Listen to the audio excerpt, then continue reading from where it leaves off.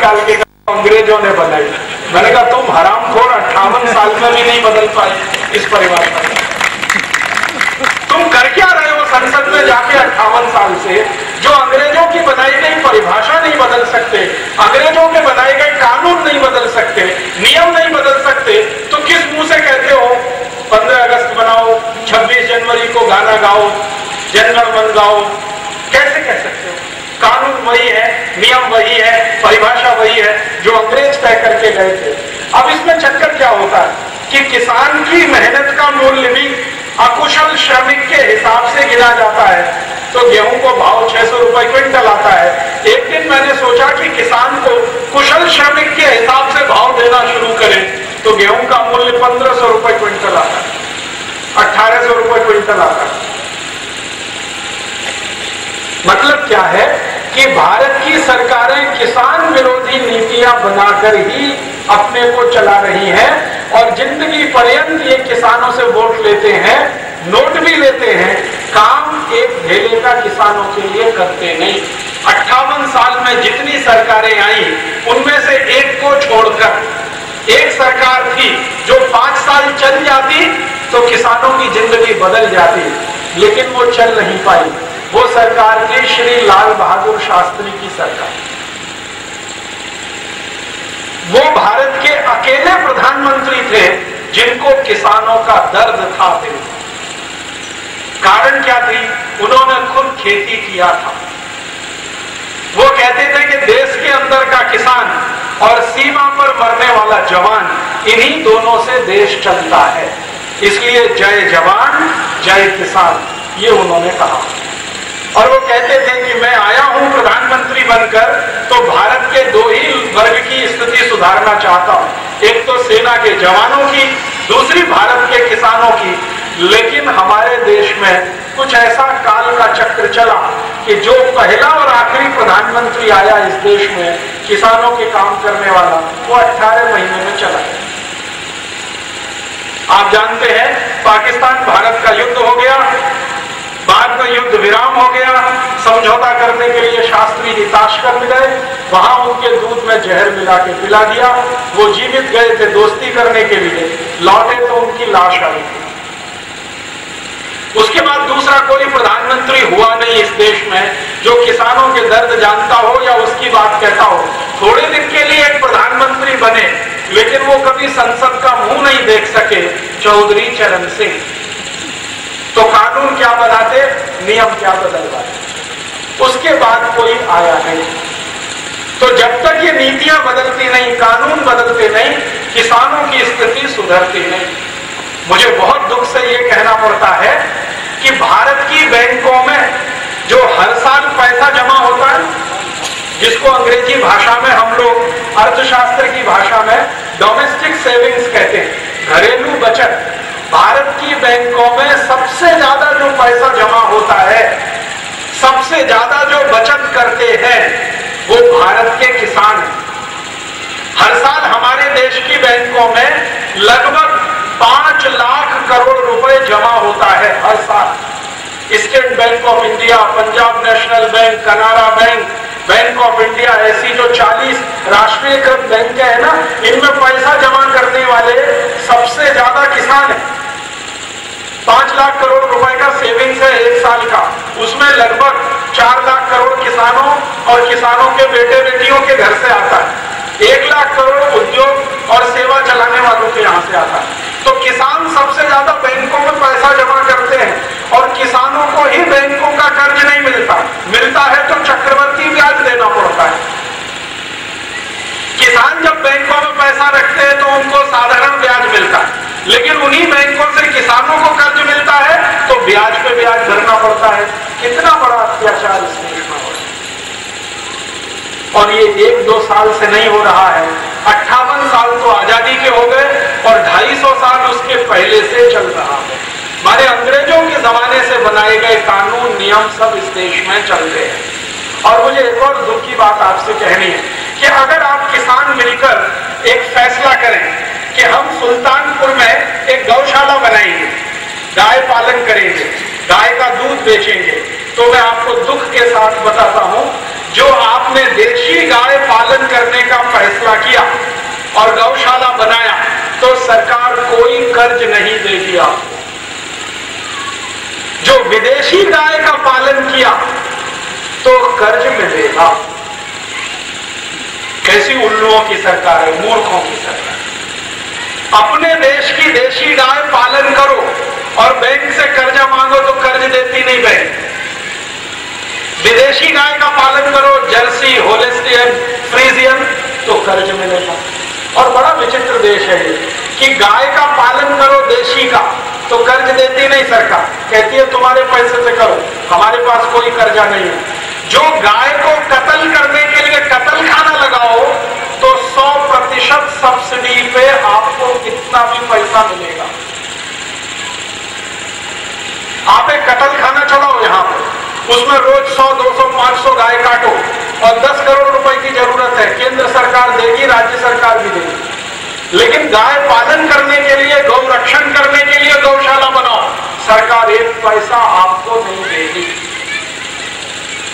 और आप इतना ही कहो कि हमको गाय पालन करनी है, जमीन चाहिए, गोचर की जमीन सभी गांवों में है, लेकिन हरामखोर नेता वो गोचर की जमीन भी खा गए बेच के। अब किसी गांव में गोचर की जमीन भी नहीं बची। ऐसी स्थिति देश में। अब ये स्थिति अगर चल रही है तो देशी गाय तो बढ़ेगी नहीं, जर्सी गाय तो बढ़ती जाएगी। तो बढ़ गई और बढ़ते बढ़ते इतनी हो गई, अब जहां देखो जर्सी गाय दिखाई देती है, देशी गाय ढूंढने से नहीं मिलती।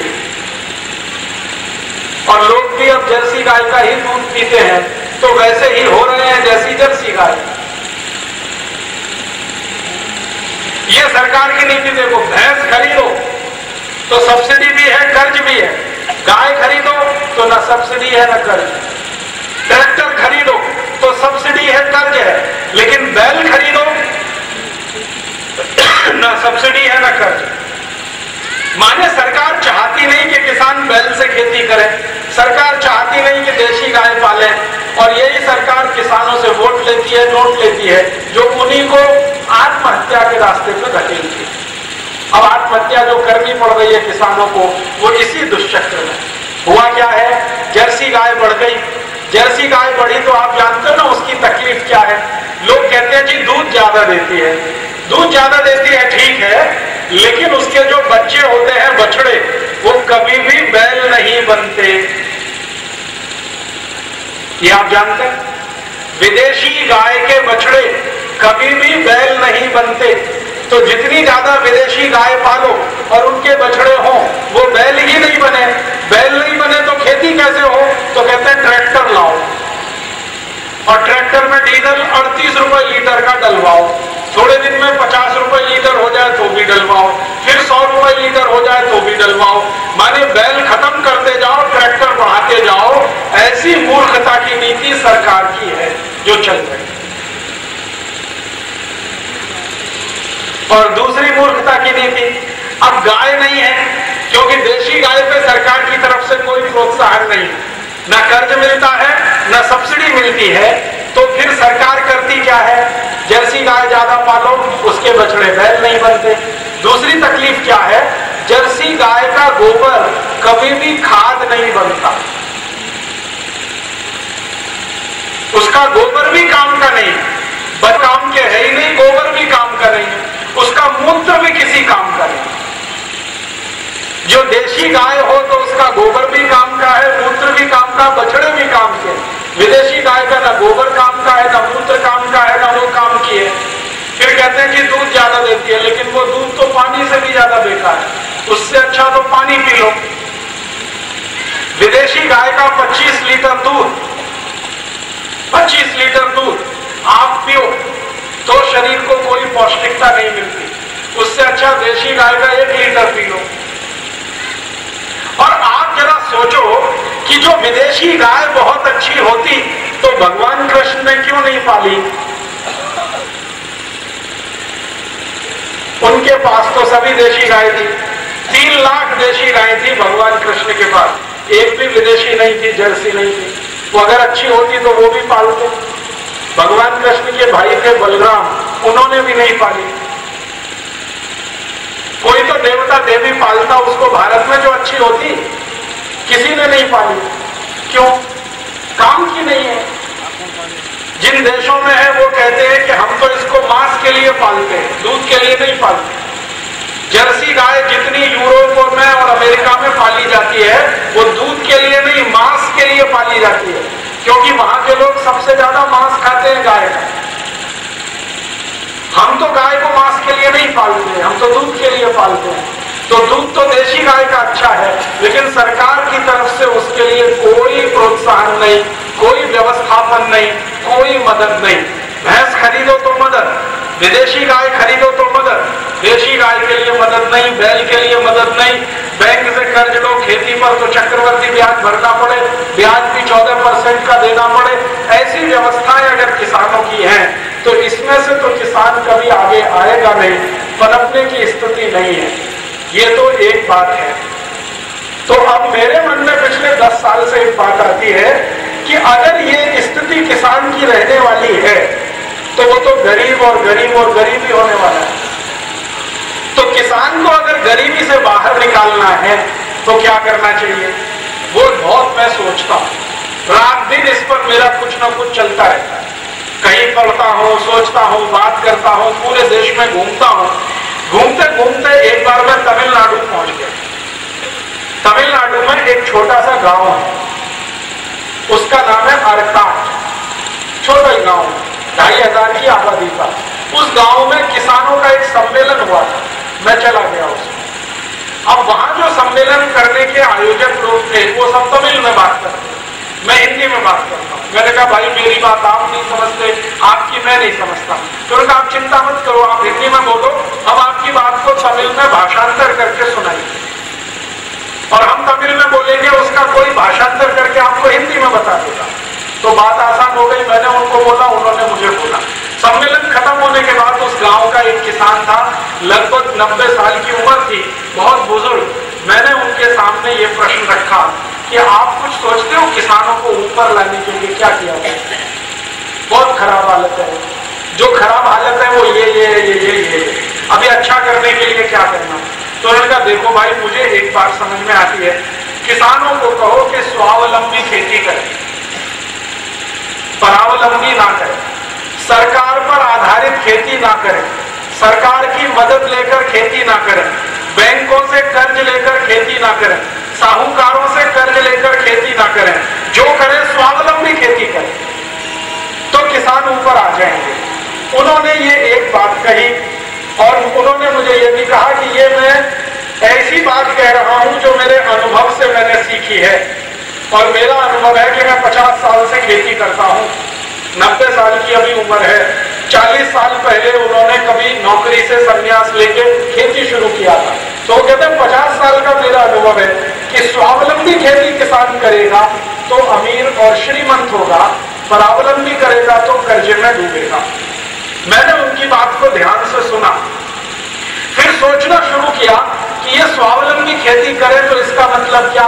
इसका मतलब ये कि बाजार से कुछ मत खरीदो, क्योंकि बाजार से खरीदो तो परावलंबन आता है, बाजार से कुछ मत खरीदो तो स्वावलंबन है। तो बिना बाजार से कुछ खरीदे खेती हो सकती है क्या? मैंने उस दिशा में सोचना शुरू किया और करना शुरू किया।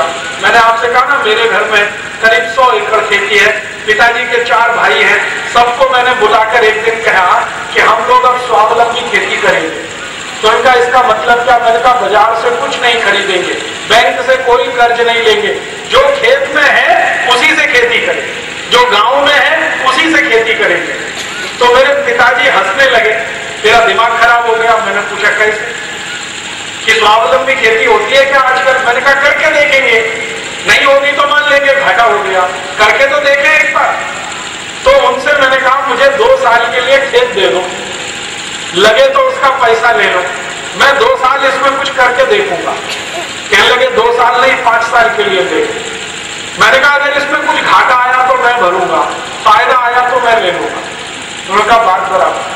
तो मैंने मेरे घर के पिताजी के 4 भाइयों को संतुष्ट करके खेती चालू किया और ये संकल्प किया कि स्वावलंबी करनी है, बाजार से कुछ नहीं खरीदना। तो सबसे पहले मैंने फैसला किया यूरिया नहीं खरीदूंगा, डीएपी नहीं खरीदूंगा, सुपर फॉस्फेट नहीं खरीदूंगा। अब यूरिया, डीएपी और सुपर फॉस्फेट नहीं खरीदूंगा, ये बात जब गांव में मैंने कही तो गांव वाले कहने लगे पागल हो गया है क्या, इसका दिमाग खराब हो गया है क्या, बिना यूरिया बिना डीएपी कोई खेती होती है क्या। तो मैंने कहा पहले पता करूंगा कि ये यूरिया डीएपी से होता क्या है खेती। तो मैं भारत के दिल्ली में जो सबसे बड़ी संस्था है Indian council of agricultural research, वहां गया और वहां एक साइंटिस्ट थे प्रोफेसर रंधावा, उनको जाकर मिला और पूछा कि यूरिया खेत में क्या करता है, डीएपी से क्या होता है। तो उनका यार वास्तविकता तो ये है कि यूरिया डीएपी खेत में कुछ नहीं करता है। तो मैंने कहा फिर आप क्यों बोलते हो यूरिया डालो डीएपी डालो, यूरिया डालो डीएपी डालो। तो उन्होंने कहा ये बोलने के लिए सरकार कहती है इसलिए बोलते। सरकार क्यों कहती है? तो कहते हैं सरकार इसलिए कहती है कि यूरिया डीएपी बनाने वाली कंपनियों से चुनाव के समय ये चंदा लेती है सरकार। तो चुनाव के समय चंदा लिया तो यूरिया डीएपी बिकवाना पड़ेगा, बिकवाना है तो किसानों को कहना पड़ेगा तो किसान खरीदेंगे तो उनका धंधा चलेगा। वास्तव में यूरिया डीएपी से खेत में कुछ होता नहीं। मैंने कहा इसकी बायोकेमिस्ट्री मुझे समझाओ, डीएपी की, यूरिया की। तो उन्होंने कहा तुम सीधे सीधे से समझ लो कि डीएपी जब हम खेत में डालते हैं तो 90 से 95% वो मिट्टी में ही पड़ा रहता है, खेत के काम नहीं आता। और यूरिया डालते हैं तो वो बिल्कुल ही नहीं आता। मैंने पूछा कैसे? तो उन्होंने कहा तुमने विज्ञान पढ़ा? मैंने कहा हाँ पढ़ा। तो विज्ञान में क्या सीखा तुमने? मैंने कहा ये सीखा है कि ये जो पौधे होते हैं ना, पौधे अपना भोजन बनाते हैं तो सूर्य के प्रकाश से। ये तो आप भी जानते हैं, इतना तो पढ़ाई है ना हम सब ने। पौधे भोजन बनाते हैं सूर्य के प्रकाश से, वो भोजन ही है जो उनको ऊर्जा देता है और उसी से उनकी बढ़त होती है। जैसे हमारे शरीर को भोजन लगता है वैसे पौधों को भोजन लगता है। भोजन बनता है सूर्य के प्रकाश से। यूरिया से क्या बनता है? और आपको मालूम है पौधे भोजन बनाना कब से शुरू कर ले? जैसे ही आपने बीज डाला, बीज में अंकुरण हुआ, अंकुरण होते ही पत्ते निकले, उसी दिन से भोजन बनाना शुरू कर दे। अब मुझे आप एक साधारण भाषा में ये बताओ कि बीज डालने के कितने दिन में अंकुरण आ जाता है? 5-6 दिन में। पत्ते कितने दिन में आ जाते हैं? 10 दिन में। मान लो कि 10 दिन में पत्ते आए, तो हमने बीज डाला, उसके 10वें दिन में पत्ते आ गए। जैसे ही पत्ते आए तो पौधे ने भोजन बनाना शुरू कर दिया और उसकी प्रक्रिया है जिसको प्रकाश संश्लेषण कहते हैं, फोटोसिंथेसिस। इसमें पत्ते सूर्य की रोशनी लेते हैं, उससे भोजन बनाते हैं, उससे पौधे की बढ़त होती है। अब जब फोटोसिंथेसिस होने लगा 10 दिन के अंदर, यूरिया कब डालते हैं? 20 दिन बाद। तो क्या काम आया? 20 दिन बाद तो पत्ते निकल ही आए। उन्होंने अपना भोजन बनाना शुरू कर दिया, पौधे से सूर्य से रोशनी लेना शुरू कर दिया, उनका काम चालू हो गया। आपने यूरिया 20 दिन बाद डाला तो ये तो किसी काम का नहीं। तो साइंटिस्ट ने मुझे समझाया कि देखो यूरिया तो बोगस है, कुछ काम का नहीं है। जब हम डालते हैं तो उसका समय निकल जाता है काम करने का। हम तो इसलिए डलवाते हैं कि कंपनियों का धंधा चले। कंपनियां सरकार को चंदा देती हैं, चंदे से चुनाव होते हैं, चुनाव होते रहे, कंपनियां चलती रहे, इसके लिए ये सारा धंधा है। तो मैंने समझ लिया कि यूरिया का कुछ काम नहीं है, डीएपी का कुछ काम नहीं, सुपर फॉस्फेट का कुछ नहीं। तो मैंने रंधावा जी से पूछा कि आप मुझे कोई एक चीज बता दो जिससे काम होता हो, पौधे का काम होता हो। तो उनका तुम्हारे घर में गाय है? हाँ है। तो गाय का गोबर है जो सबसे अच्छा भोजन है किसी भी पौधे का। उसी दिन से मैंने गाय का गोबर डालना शुरू किया। आज मुझे 15 साल हो गए। 15 साल से मेरे 100 एकड़ खेत में सिर्फ गाय का गोबर डालता हूं और कुछ नहीं डालता, ना यूरिया, ना डीएपी, ना सुपर फॉस्फेट। आप बोलेंगे खेती कितनी होती है? आप कल्पना नहीं कर सकते उतनी होती है। 25 एकड़ खेत मेरा ऐसा है जिसमें सिवाय सब्जी के कुछ दूसरा नहीं लगा है। करेला है, भिंडी है, तोरई है, टिंडा है, पालक है, पत्ता गोभी है, फूल गोभी है, जितनी भी सब्जियां हैं वो 25 एकड़ में लगा रखी हैं। और 75 एकड़ में गेहूं, चावल, चना, मटर, जो धान देते हैं उसमें। तो जो 25 एकड़ सब्जी वाला खेत है उसमें सिर्फ गाय का गोबर और गोमूत्र डालते हैं और कुछ नहीं डालते। 15 साल हो गया, एक दिन में 5 टन सब्जी टूटती है। एक दिन में 5 टन सब्जी टूटती है। 5 टन का मतलब होता है 5000 किलोग्राम। और 1 किलो सब्जी औसतन रूप से 10 रुपए में बिके तो 50,000 रोज की इनकम है किसी इंजीनियर को, किसी डॉक्टर को, किसी चार्टर्ड अकाउंटेंट को। बेईमानी की नहीं, ईमानदारी की। बेईमानी की इनकम तो रोज की लाख रुपए की भी हो सकती है, 10 लाख की भी हो सकती है। ईमानदारी से कोई करके दिखाता हो 50,000 रुपए रोज की इनकम, मुझे बताओ वो किसान को हो सकती है। और मैंने उस दिन से ये संकल्प ले लिया कि जो मुझे हो सकता है वो किसी को भी हो सकता है। और जब मैंने ये करके देख लिया कि खाली गाय के गोबर और गोमूत्र से इतनी उत्पादन आती है, तो मैंने सोचा मैं सबको बताऊं। तो 15 साल से मैं ये बता रहा हूं, गांव गांव में घूम रहा हूं। आज तक लगभग 50,000 किसानों को मैंने ये बताया। उसमें से मात्र 10% ने मेरी बात को माना। 90% ने तो इधर से सुना, इधर से निकाला। 50,000 को बताया है। 5,000 किसान ऐसा कर रहे हैं और वो खुद कहते हैं कि वो पहले से ज्यादा सुखी हो गए। सुख क्या आ गया उनको? पहला सुख तो ये आया कि यूरिया, डीएपी, सुपर फॉस्फेट का खर्चा खत्म हो गया। दूसरा, मैंने उनकी ट्रैक्टर से खेती बंद करवा दिया, गाय पालन करवा दिया। तो गाय के बछड़े हुए, अब उन बछड़ों से बैल है, बैल से खेती करते हैं। तो ट्रैक्टर का जो डीजल का खर्चा था वो खत्म हो गया। और तीसरा, गाय का गोबर और गोमूत्र मिला के जब खेत में डालो तो पानी कम लगता है, तो पानी का खर्चा कम हो गया। पहले मैं एक गेहूं की फसल लेता था तो कम से कम 4-5 बार पानी देता था। अब मैं सिर्फ 3 बार पानी देता हूं, गेहूं की फसल आती है। कभी कभी 2 ही बार पानी देता हूं, गेहूं की फसल आती है। और 1 एकड़ में करीब 24 से 25 क्विंटल गेहूं आता है। 1 एकड़ में लगभग 33 क्विंटल धान आता है, चावल। 1 एकड़ में 70 से 80 टन गन्ना होता है। 1 एकड़ में 7 से 8 क्विंटल कपास होती है। और भारत सरकार के जो आंकड़े हैं ना, उससे मेरे आंकड़े 1.5 गुने और 2 गुने ज्यादा। भारत सरकार कहती है कि 1 एकड़ में यूरिया, डीएपी डालो तो गेहूं ज्यादा से ज्यादा 14-15 क्विंटल आएगा। हमारे यहाँ 24 क्विंटल आता है। भारत सरकार कहती है 1 एकड़ में यूरिया, डीएपी डालो तो चावल 20-22 क्विंटल आएगा। हमारे यहाँ 33 क्विंटल आता है। सरकार कहती है 1 एकड़ में यूरिया, डीएपी डालो तो गन्ना 20 से 30 टन आएगा। हमारे यहाँ 70 टन आता है। सरकार बोलती है कि यूरिया, डीएपी डालो तो 1 एकड़ में 4 क्विंटल तक कपास आएगा। हमारे यहाँ 7.5-8 क्विंटल आता है। हर उत्पादन हमारा ज्यादा है सिर्फ गाय का गोबर, गोमूत्र डालने से। इसलिए मैं आपको भी यही बताने आया हूं कि अगर आप खेती कर रहे हैं और अच्छी खेती करना चाहते हैं और स्वावलंबी किसान बनना चाहते हैं तो आप यूरिया, डीएपी आज ही बंद कर दो और गाय का गोबर, गोमूत्र डालो। अब आप पूछोगे कि गोबर, गोमूत्र कैसे डालें और इससे होता क्या है? मैं आपको बताना ये चाहता हूं गाय का गोबर है क्या, पहले ये समझ लो। गाय गोबर कैसे देती है? पहले कुछ खाती है, घास चारा खाती है कि नहीं खाती? और गाय क्या खाती है? जो कुछ भी आप उत्पादन लेते हैं खेती में से, उसका ऊपर का हिस्सा तो आप खाते, बीज का हिस्सा गाय खाती। यही है ना?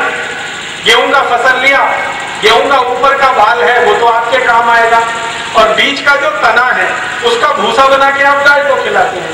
गाय इसी भूसे को चबाती है, चबा के पाचन करती है, पाचन करके गोबर देती है। गोबर में वो सारे तत्व होते हैं जो किसी पौधे में होते हैं, और पौधे में 16-17 तरह के रसायन होते हैं, गोबर में भी वो सबके सब होते हैं। और मजे की बात यह है कि मिट्टी में भी वही रसायन होते हैं। हमारे खेत की मिट्टी में 16-17 तरह के रसायन हैं, उनके कुछ नाम हैं, जैसे लौह तत्व है iron, calcium, silicon, magnesium, manganese, ऐसे ऐसे 16-17 तत्व है। ये मिट्टी में है, यही पौधे में आते हैं, क्योंकि पौधा और मिट्टी का आपस का संबंध लगभग अन्योन्याश्रित है। पौधे से गाय के शरीर में आते हैं, गाय के शरीर से गोबर में आते हैं, गोबर को फिर मिट्टी में डाल दो तो चक्र पूरा हो जाता है। चक्र क्या है? आपने बीज डाला, बीज से अंकुरण होगा, अंकुरण से फसल बनेगी, फसल में वो 16 तत्व मिट्टी से आएंगे। अब वही फसल को गाय ने खाकर पचाया, पचाकर गोबर बना दिया, गोबर फिर खेत में डाल दिया, तो वो सारे के सारे तत्व मिट्टी को फिर मिल जाएंगे। जो कुछ मिट्टी से आपने लिया वो वापस मिट्टी को दिया, यही चक्र है। तो इसलिए गाय के गोबर से सबसे अच्छी खेती होती है। और मैंने अकेले ने नहीं, अभी तो 5000 किसानों से मैंने ये करवाया है, वो सब मानते हैं कि गाय के गोबर से ही सबसे अच्छी खेती होती है। और गाय के गोबर की व्यवस्था आप कर सकते हैं। गाय रख लीजिए, आप बोलेंगे कितनी गाय रखनी पड़ती है?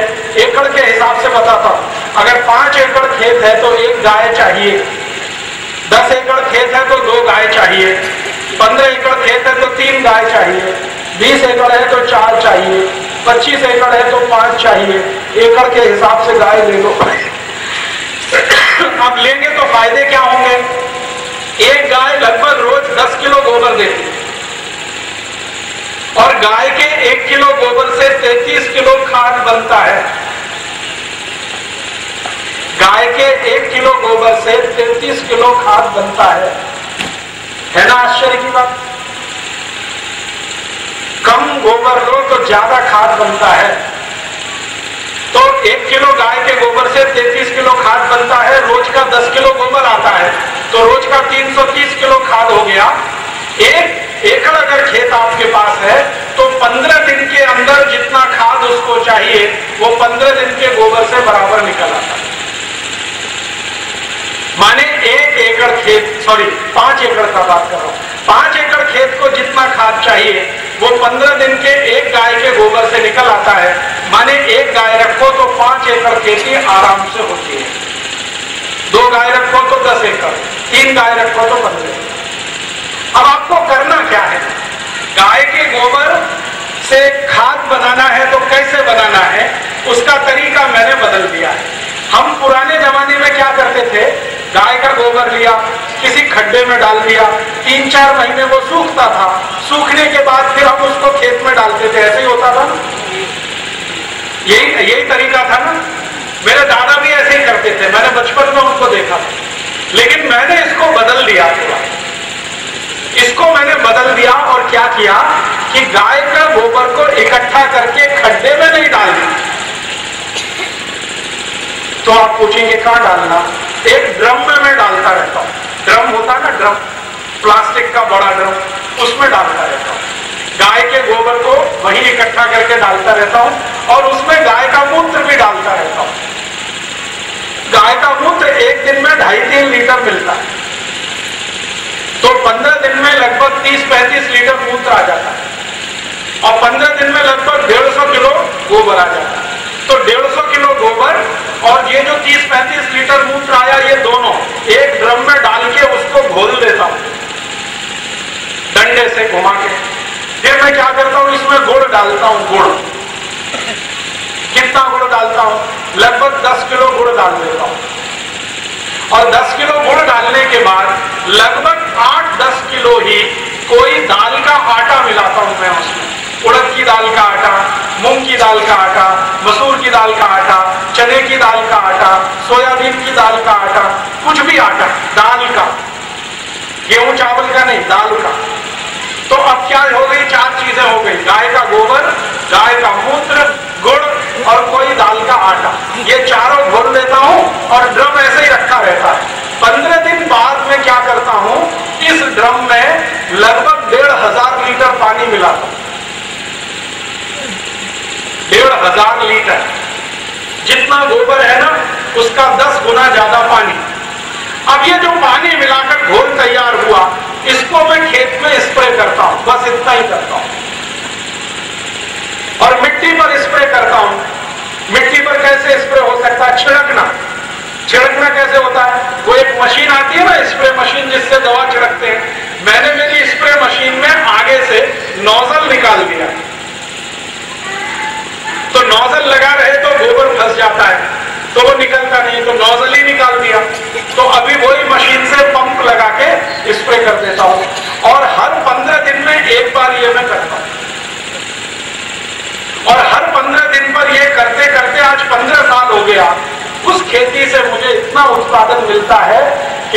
परिवार करोड़पति है, हम किसी से कर्ज नहीं लेते, हम किसी के सामने हाथ नहीं फैलाते, हम किसी के सामने रिरियाते नहीं, गिरियाते नहीं, और हम बहुत अच्छे किसान हैं और खेती करके ही अपना जीवन चलाते हैं। और पूरे परिवार का संयुक्त परिवार है, 4 पिताजी के भाई हैं, कुल सदस्य 20-22 है परिवार में, सबकी जीवन बहुत अच्छे से चल रही है।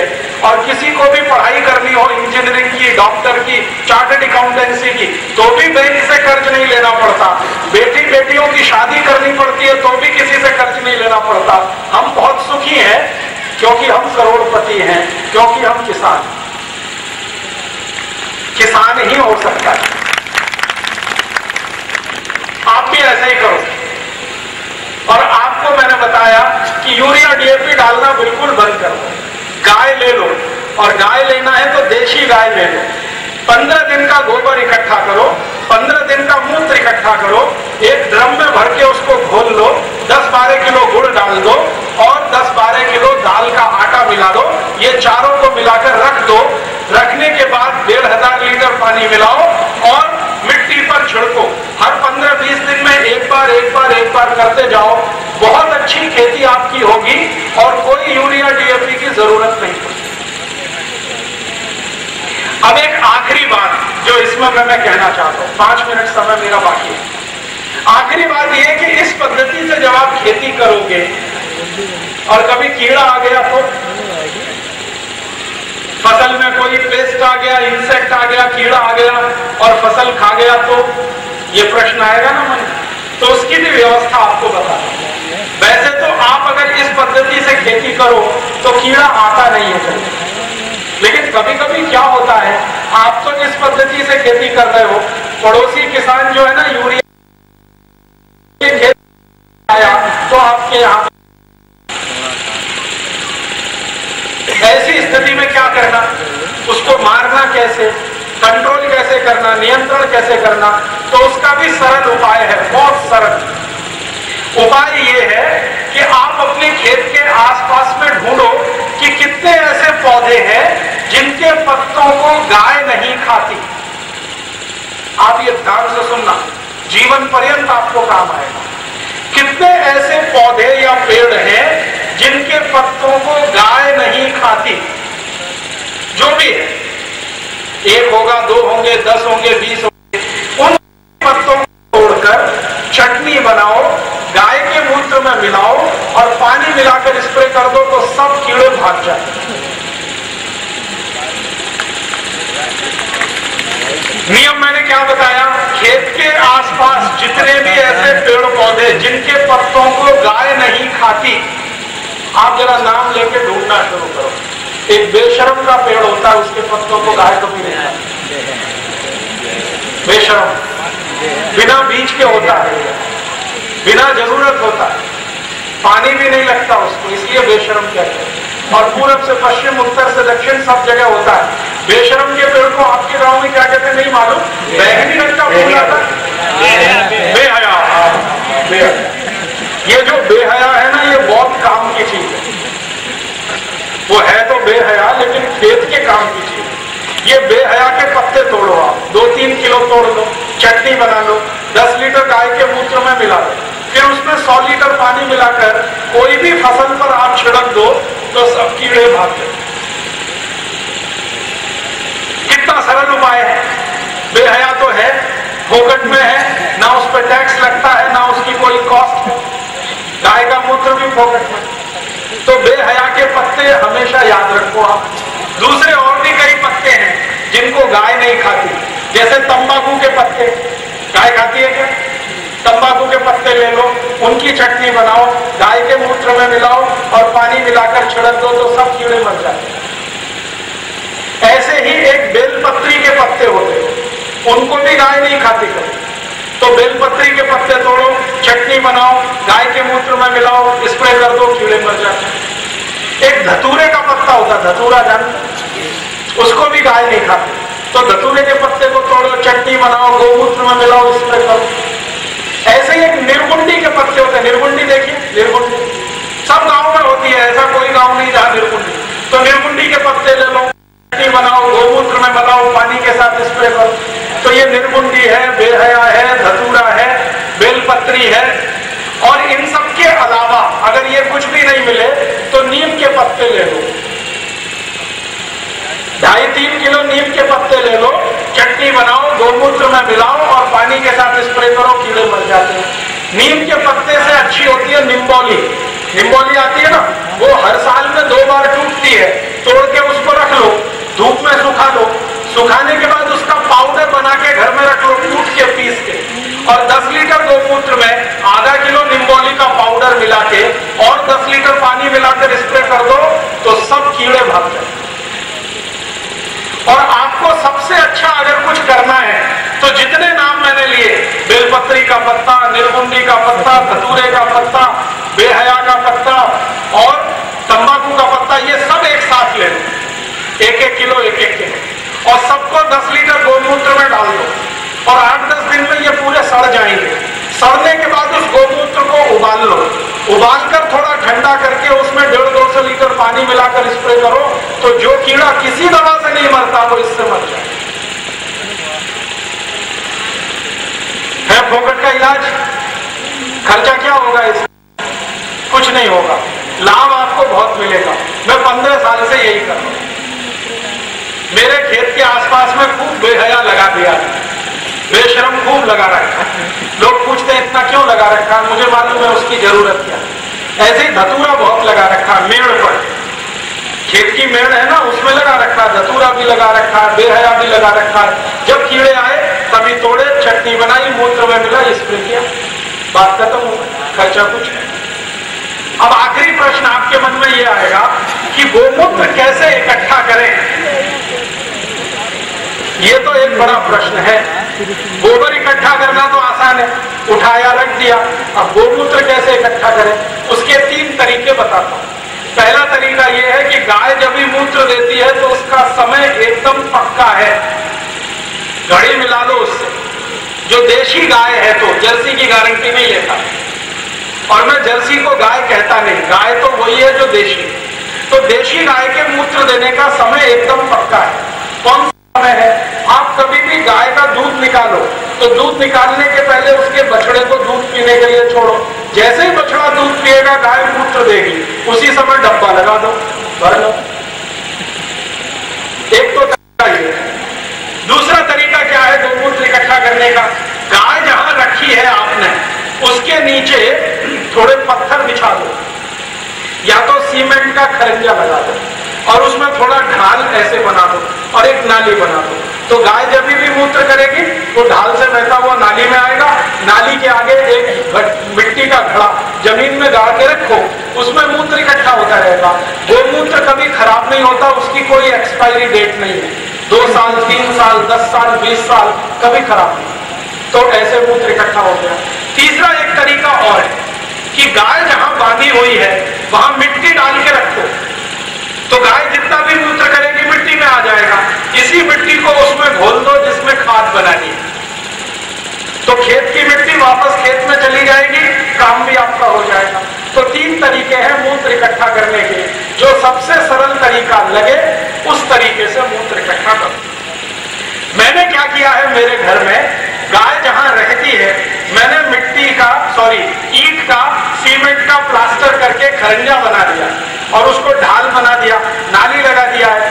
दिन भर गाय पेशाब करती है, नाली में होके वो खड्डे में इकट्ठा होता रहता है। जब जितनी जरूरत होती है मैं उसमें से निकाल देता हूं। तो ये तरीका आप भी चाहो तो कर लो। अब इसमें मूत्र आ गया, गोबर तो मिल ही गया, और गुड़ तो सबके पास है ही, और दाल का आटा तो सबके घर में है। 4 चीजों की जरूरत है। और कभी कीड़े आएंगे तो पत्तों की जरूरत है जो मैंने बताया। अब इसमें बताओ बाजार से क्या खरीदना पड़ा? कुछ खरीदना पड़ा तो बाजार का खर्चा तो कम हुआ। और मैंने हिसाब लगाया कि गोबर गोमूत्र से खेती करें तो 90% खर्चा कम हो जाता है और वही आमदनी में जुड़ जाता है। खर्चा जितना कम होगा आमदनी उतनी ज्यादा होगी। और इस पद्धति में जो खेती करो तो उत्पादन ज्यादा आता है, उत्पादन ज्यादा आता है तो वो लाभ भी मिलता है। और जो उत्पादन आता है बाजार में जो भाव बोलूं उस भाव पर बिकता है। मेरे घर में आम के पेड़ है और आम के पेड़ को मैं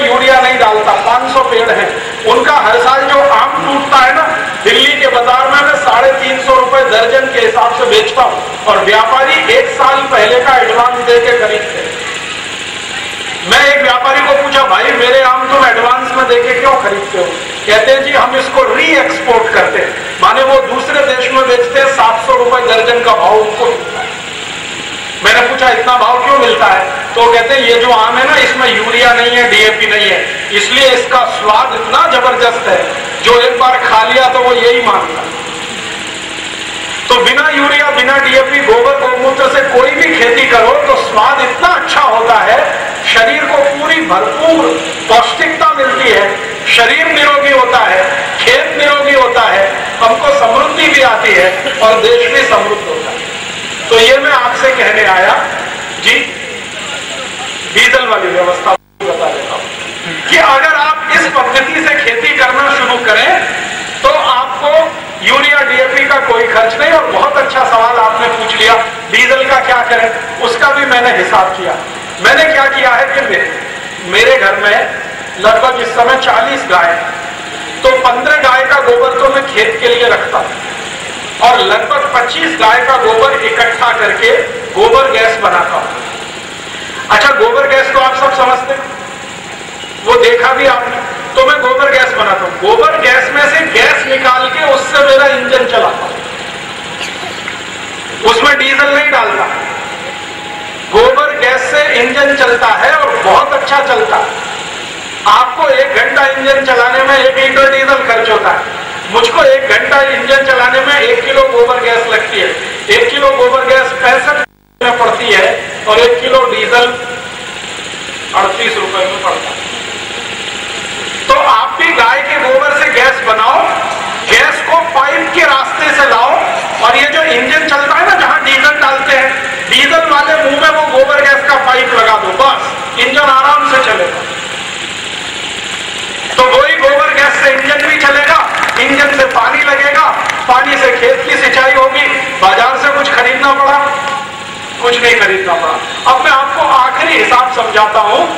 मैं जिस पद्धति से खेती करता हूं, इसमें 100 रुपए लगाओ तो 900 रुपए इनकम होती है, 1 रुपए लगाओ तो 9 रुपए इनकम होती है, 10 रुपए लगाओ तो 90 रुपए इनकम, 100 रुपए लगाओ तो 900 रुपए इनकम, 1000 रुपए लगाओ तो 9000 रुपए इनकम, लाख रुपए लगाओ तो 9 लाख रुपए इनकम।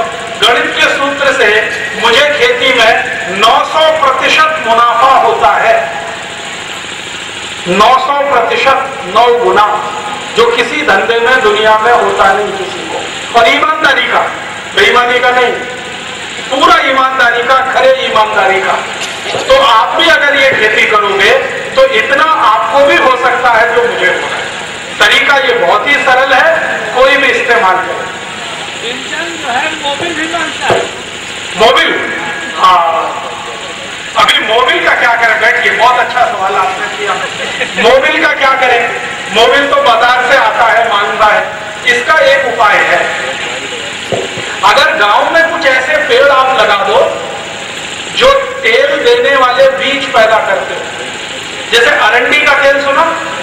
अरंडी का तेल मैंने क्या किया है, मेरे खेत के चारों तरफ अरंडी लगा रखा, तो अरंडी के बीज आते हैं, उसमें से तेल निकाल के मैं मोबिल की जगह वही इस्तेमाल करता।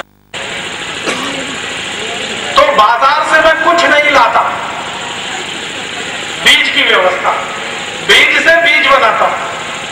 जैसे मेरे पुराने बीज घर में रखे हुए, उन्हीं से खेती शुरू किया है और बीज से बीज, बीज से बीज, बीज से बीज बनाते बनाते आज मेरे पास, अगर आप कभी बोलोगे तो मैं आपको दूंगा, 80 जाति के गेहूं के बीज हैं, 80 जाति के। और एक एक जाति ऐसी है उसमें कि एक एक गेहूं के पौधे पर 80 से 84 दाने, वो जाति के गेहूं, 80 जाति के गेहूं के बीज है और 128 जाति के चावल के बीज है और सब्जियों के करीब 64 जातियों के सब्जियों के बीज है।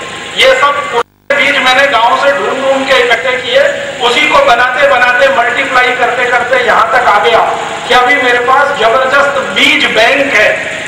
लोगों ने पैसे के बैंक बनाए, मैंने बीज का बैंक बनाया। तो वो बीज के बैंक से किसी को भी मैं देता हूं। अगर कोई मुझे ये गारंटी दे कि ये बीज से हम बीज बनाएंगे, दूसरों को देंगे, तो मैं देता हूं। तो आपको भी चाहेंगे तो मिल जाएंगे, और नहीं तो आप तत्काल ये करो कि आपके पास कोई भी बीज है उसी से चालू करो। धीरे धीरे ये बीज आपका सुधरता जाएगा और 3-4 पीढ़ियों के बाद ये बीज बहुत अच्छा होता है। अगर जो खाली गोबर और गोमूत्र आपने डाला तो इसको सुधारने का तरीका क्या है वो भी बता दूं। समय मेरा पूरा हो गया, बता दूं, 2-3 मिनट लगेगा। बीज को सुधारने का एक तरीका होता है, मैं उसको कहता हूं बीज को संस्कार करना। जैसे बच्चों को संस्कार करते हैं, कितने संस्कार करते हैं? 16 संस्कार करते हैं ना। ऐसे मैं बीज को एक संस्कार करता हूं, 16 तो नहीं कर पाता, एक करता हूं। वो संस्कार आप भी करो, बीज सुधरता जाएगा। आपके पास पुराना कोई भी बीज है, उसको लगाने से पहले एक संस्कार करना बीज का। वो संस्कार क्या होता है? 10 किलो गाय का गोबर ले लो, आप चाहो तो लिख लो, नहीं तो भूल जाओगे आप। अगर करना है तो लिख लो, और ये कान से सुन के ये से निकालना है तो लिखने की जरूरत है। अगर बीज का संस्कार करना है तो उसका एक सरल सूत्र है जो कोई भी किसान इस्तेमाल करे तो अच्छा संस्कार होता है और बीज हर साल सुधरता जाता है। पीढ़ी दर पीढ़ी बीज में सुधार आता है। 3-4 पीढ़ी के बाद बीज बहुत अच्छा होता है और वो इतना अच्छा हो जाता है कि उस बीज पर कोई कीड़ा आता नहीं है। उसका रेजिस्टेंस इतना होता है कि जल्दी कीड़े आते हैं। तो उसको बीज को संस्कार कैसे करना? 10 किलो गोबर, 5 लीटर गाय का मूत्र, 2 लीटर गाय का दूध, 2 किलो गाय का दही और लगभग 1 किलो शहद। शहद नहीं मिले तो गुड़, गुड़ नहीं मिले तो गुड़ की राब और कुछ नहीं मिले तो गन्ने का रस। ठीक है? क्या चीज हुई? 10 किलो गाय का गोबर, 5 लीटर गाय का मूत्र, 2 किलो गाय का दूध, 2 किलो गाय का दही, दूध का बनाया हुआ दही और 1 किलो शहद। शहद नहीं मिला तो गुड़, गुड़ नहीं मिला तो गुड़ की राब और वो भी नहीं मिले तो गन्ने का रस। ठीक है? अब ये कितनी चीजें हो गई? 6 चीजें। अब इनको मिलाना है। कैसे मिलाना है? सबसे पहला तरीका यह है कि गाय का गोबर और गोमूत्र को मिला दो। पहले गाय का गोबर गोमूत्र को मिला दो, 15 दिन के लिए उसको रख दो, कुछ करने का नहीं, मिला के छोड़ दिया, ड्रम में रख दो। 15 दिन के बाद इसमें 2 लीटर दूध मिला दो, फिर 2 किलो दही मिला दो और खूब उसको रगड़ा लगा दो, फेंटा लगा दो और अंत में उसमें शहद मिला दो। अब इतना तो आपने कर लिया। अगर आपकी ताकत है तो आधा किलो इसमें अगर है तो, नहीं है तो कोई बात नहीं, है तो जरूर मिला दो आधा किलो गाय का घी। अब ये 7 चीजें हो गई, गोबर हो गया, मूत्र हो गया, दूध हो गया, दही हो गया, शहद हुआ और उसमें थोड़ा सा मैंने बोला घी भी डाल चीज है। अब ये जो घोल तैयार हुआ है ये बीज को संस्कार देने का घोल है। ये घोल जो बन गया, अब इसमें बीज डाल दो, जो भी खेत में लगाने हैं कितने भी डाल दो, 1 किलो, 2 किलो, 5 किलो, जितने तक भीग जाए उतने बीज इसमें डाल दो। तो जितनी मात्रा मैंने बताई है इसमें 10 किलो बीज तक आराम से गीला होता है। बीज डाल के रात भर इसको रखो, बीज को इसमें डाल के रात भर रखो। सवेरे जब सूर्य निकल आए तो ये निकाल दो बीज को और निकाल कर इसको सुखा दो, धूप में नहीं, छांव में सुखा दो। जहां सूर्य की रोशनी सीधे नहीं आती ऐसी किसी छांव में सुखा दो। 1 दिन सूखने दो, 1 दिन में ये बीज एकदम सूखे सूखे हो जाएंगे और इनके ऊपर थोड़ा गोबर का लेप रहेगा, हर एक बीज पर थोड़ा गोमूत्र का भी लेप रहेगा, वो लगा रहने दो। अब ये बीज 1 दिन बाद, 24 घंटे बाद या 48 घंटे बाद तैयार है बोने के लिए। अब इसको आप बो दो तो ये जो बीज से बीज आएगा जबरदस्त हो, इसको बीज संस्कार मैं कहता हूं। अब इसमें क्या होता है कि आप जब बीज लगाओगे तो इसके 4 लाभ आने वाले हैं। पहला लाभ ये होगा कि इस पद्धति से संस्कार किया हुआ बीज लगाया तो उस पर कीड़े आएंगे नहीं। दूसरा लाभ ये होगा कि इस संस्कार किए हुए बीज को लगाया तो फसल पहले से ज्यादा आएगी, इसमें उत्पादन बढ़ेगा, खर्चा तो गिरेगा कम, उत्पादन बढ़ेगा। और इस संस्कारित बीज को पानी कम लगेगा। मैं गेहूं करता हूं, ऐसे ही करता हूं। ज्यादातर किसानों को एक गेहूं का फसल लेने में 4 या 5 बार पानी देना पड़ता है। मैं 2 और 3 पानी में ही फसल ले लेता हूं और ज्यादा उत्पादन मिलता है, क्योंकि संस्कार किया हुआ बीज पानी कम मांगता है। संस्कार किए हुए बीज पर दवा डालने की जरूरत नहीं, संस्कार किए हुए बीज पर कीड़ा आता नहीं, मिट्टी को भी मदद करता है, मिट्टी इसको मदद करती है। तो बीज संस्कार करके खेत में लगाओ तो आपको फसल भी अच्छी, कीड़े भी कम और आपको उत्पादन भी ज्यादा। और 3 पीढ़ी अगर आपने ये कर दिया तो 4थी पीढ़ी में वो बीज सबसे अच्छा हो जाएगा। ये पद्धति से आप खेती करो।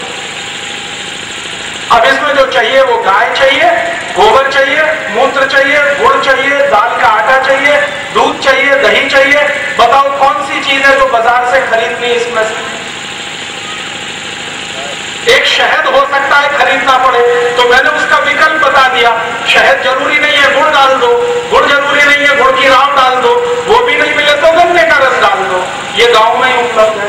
तो मैंने आपसे कहा स्वावलंबी खेती करो, माने बाजार से कुछ खरीदना ना पड़े।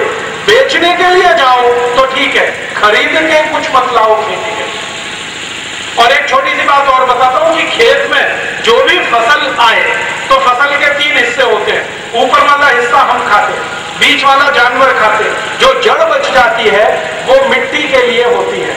माने कोई भी फसल की जड़ निकालकर खेत के बाहर मत फेंको, उसको खेत में ही डालकर रखो तो वो मल्चिंग हो जाएगा और उसमें से जो नाइट्रोजन फिक्स हुआ है वो मिट्टी को मिल जाएगा। खरपतवार का क्या करें? कोई भी खरपतवार खेत में आई उसको उखाड़कर वही मिट्टी में डाल दो। तो एक बार आपने किया, 2 बार किया, तीसरी बार से खरपतवार आना बंद हो जाए। वो क्यों आती है खरपतवार को समझना चाहिए। मिट्टी को 70 तरह के केमिकल लगते हैं कोई भी फसल लेने में। जब कोई एक केमिकल की कमी आती है तो जमीन कोई ऐसे पौधे को बाहर निकाल देती है जो सूर्य के प्रकाश से रोशनी लेकर वो केमिकल बनाता है और मिट्टी की जरूरत पूरा करता है। तो खरपतवार वास्तव में मिट्टी की जरूरत पूरी करता है। मिट्टी के कहने पर वो पौधा ऊपर आया है। अगर उस पौधे की जरूरत नहीं होती, मिट्टी उसको ऊपर नहीं आने देती, तो वो जरूरत को पूरा कर दो।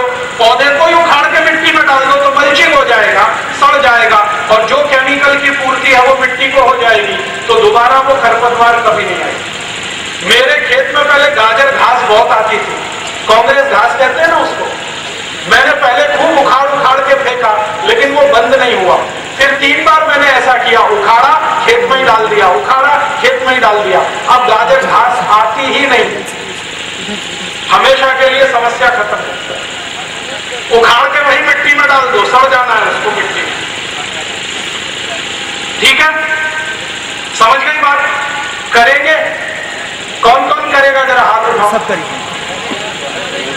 बहुत अच्छा, माताओं ने बहुत कम हाथ उठाए हैं। आपको ये समझ में नहीं आया क्या? आया तो आप भी करो ना, इसमें आपका फायदा, मेरा कुछ नहीं। और अगर आप करें और इसके करने में कहीं कोई गलती हो गई तो मेरा नाम पता लिख लो। कभी भी ये करने में कोई गलती हुई या बात समझ में नहीं आई तो तुरंत मुझे 50 पैसे का एक पोस्ट कार्ड लिखना और उसमें समस्या क्या है वो लिखना और अपना पता लिखना। मैं तुरंत आपको उत्तर देने की कोशिश करूंगा। हाँ जी, हाँ ठीक है, चलिए इसका समाधान भी बताऊंगा, लेकिन पहले मेरा पता लिख लो। मेरा नाम पता बहुत सरल है, राजीव दीक्षित, सेवाग्राम वर्धा।